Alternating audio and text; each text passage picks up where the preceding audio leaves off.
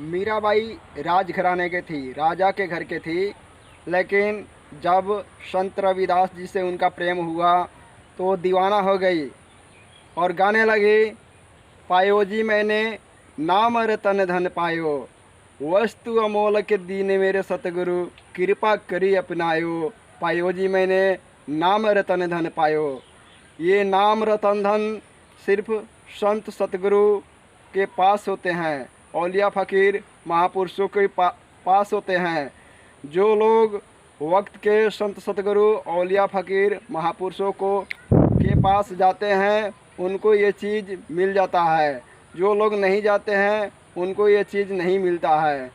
जब उनका मीराबाई का संत रविदास जी से प्रेम हुआ तो वह दीवानी हो गई। अपने लोकलाज परिवार को छोड़कर गुरु रविदास जी के चरणों में आती जाती रही, उनका सेवा भक्ति आदेश का पालन करती रही, सभी लोकलाज को त्याग दी। लेकिन लोग उन्हें बहुत मारने का कोशिश किया, उनके घर वाला बहुत मारने का कोशिश किया, फिर भी वो अपने गुरु की भक्ति नहीं छोड़ी। प्रेम दो प्रकार का होता है, एक तो शरीर का प्रेम अलग होता है, आत्मा का प्रेम अलग होता है। आत्मा का प्रेम वह मालिक से होता है जो सबका सृजनहार है, सर्वशक्तिमान है, ईश्वर खुदा गॉड प्रभु परमात्मा भगवान है। वह संत रूप में इस जगत में इस धराधाम पर जब आते हैं तो पूरे पावर पूरे शक्ति में रहते हैं, लेकिन कुदरत के नियमों के अनुसार ही वह इस दुनिया में काम करते हैं। संत सतगुरु में इतना पावर इतना शक्ति होता है कि वह नाम दान देते समय जीवात्माओं को निकालकर निज देश धाम निज घर पहुंचा दे। लेकिन ऐसा करने से लोग जिंदाबाद और मुर्दाबाद का नारा लगाने लग जाएंगे और यहाँ की सरकार को यह कानून बनाना पड़ जाएगा कि कोई भी नामदान नहीं लेंगे, संत सतगुरु से कोई भी नामदान नहीं लेंगे। इसलिए वह सभी चीज़ों को ध्यान में रखकर, इस दुनिया की व्यवस्था को ध्यान में रखकर कि ये दुनिया की व्यवस्था बिगड़ ना पाए और वो दुनिया की सभी नियमों को पालन करते हुए, ईश्वर खुदा गॉड प्रभु परमात्मा का नियमों का पालन करते हुए, देवी देवता का नियमों का पालन करते हुए वह इस जगत में धराधाम पर धरती पर काम करते रहते हैं। फिर भी वह पूरे पावर पूरी शक्ति में रहते हैं।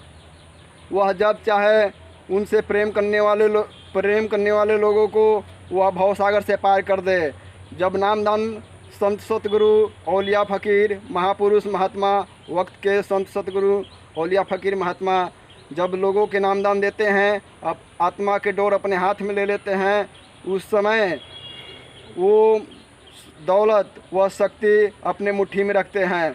और इस संसार में जब तक वो इंसान जिंदा रहता है अपना शरीर के सुख के लिए कार्य करता रहता है, संसार के नियमों का पालन करता रहता है, वह भक्ति भी करता है। यदि भक्ति करते करते उस दौलत को पा लिया तो वह जीते जी उस प्रभु का दर्शन दीदार करने लगता है इसी मनुष्य शरीर में।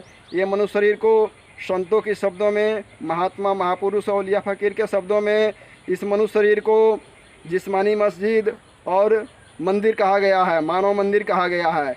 इसी मानव मंदिर में, इसी जिस्मानी मस्जिद में ईश्वर खुदा गॉड प्रभु परमात्मा भगवान का, देवी देवता का दर्शन होने लगता है। स्वर्ग बैकुंठ में और भी लोकों में जीवात्माएं आने जाने लगती है, सैर करने लगती है। ये संसार अपना देश नहीं है, यह परदेश है, यह पराया देश है। यहाँ माया की छाया में सभी लोग फंसे पड़े हैं, सबके सब दुख झेल रहे हैं, क्योंकि ये संसार ही दुख का संसार है। अपना निज देश धाम घर यानी आत्मा का निज देश धाम घर कहीं और है, जहाँ दुख नाम का कोई चीज़ ही नहीं है, जहाँ गंदगी नाम का कोई चीज़ ही नहीं है, जहाँ अंधेरा नाम का कोई चीज़ ही नहीं है। वहाँ सुख ही सुख, आनंद ही आनंद, मस्ती ही मस्ती है। जीवात्माएं सैर करती रहती है, अच्छे अच्छे भोजन वहाँ करती रहती है और अच्छे से रहती है। बहुत सुख, बहुत आनंद, बहुत मस्ती। वैसा मस्ती यहाँ इस संसार में कहीं भी किसी भी चीज़ में नहीं है। परमात्मा के दर्शन दीदार में जितना सुख आनंद है और अपने निज देश धाम घर का जितना सुख आनंद है, उतना सुख आनंद इस संसार में कहीं नहीं है। लेकिन इंसान अपने सच्चे धाम का, सच्चे सुख, सच्चे लोक का, सच्चे घर का सुख को भुला गया है और इस संसार के माया में फंस गया है। माया में फंसकर वह न जाने क्या क्या बुरा कर्म, पाप कर्म, गलत कर्म करता रहता है और यहाँ उसी कर्मों के अनुसार उनको नरक 84 में दुख भोगने के लिए करोड़ों वर्षों तक उनको जलाया जाता है, तपाया जाता है, सराया जाता है, काटा जाता है, मारा जाता है। दुख भोगते भोगते कितने युग, कितने कल्प बीत जाते हैं, तब जा कर के 84 लाख योनियों में भ्रम करके तब ये मनुष्य शरीर बड़ी कृपा दया मेहर से मिलता है। और फिर उसी तरह पाप किया और फिर ये मनुष्य शरीर गंवा करके फिर नरक 84 चारखान योनियों में चला गया। वहाँ दुख भोगता रहता है, वहाँ तड़पता रहता है, मारा जाता है, काटा जाता है, सताया जाता है। नरकों में दुख ही दुख है। स्वर्ग का काम वही, स्वर्ग में जाने का काम वही करता है। स्वर्ग में सुख है, लेकिन धर्म जो करता है, पुण्य जो करता है, वही स्वर्ग में जाता है। लेकिन अभी के समय में लोग धर्म को भी भुला गया है कि धर्म क्या है। पाप ही पाप करता चला जाता है, जिसका फल नरक में जाना पड़ता है और नरकों का दुख भोगना पड़ता है। 84 लाख योनियों का दुख भोगना पड़ता है। ये जन्म मरण से छुटकारा और नरक 84 चारखान से छुटकारा सिर्फ वक्त के संत सतगुरु, औलिया फ़कीर, महात्मा महापुरुष, संत सतगुरु ही छुड़ाते हैं।